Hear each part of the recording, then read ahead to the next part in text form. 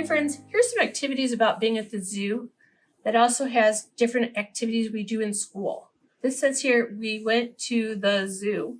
And if you want, you can put your pencil here or a pointer here to go through the words. We went to the zoo.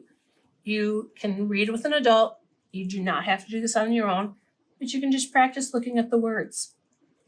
Here are different animals you might see at the zoo. You can color them or just look at them.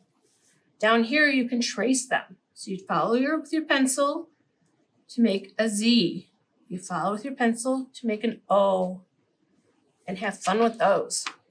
Then we're talking about squares.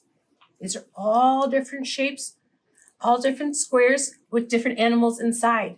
And you can color the shape red. Then here's some tracing. Take your pencil or your marker and follow it. On this one, you have to do kind of a loop-de-loop. And then here's some more tracing. Number 1.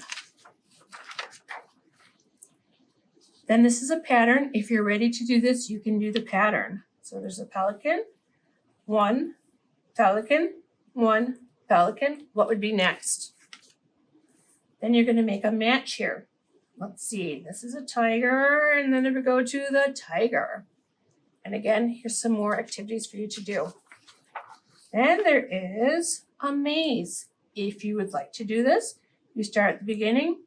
You have to find the way to go all the way through, and there you go.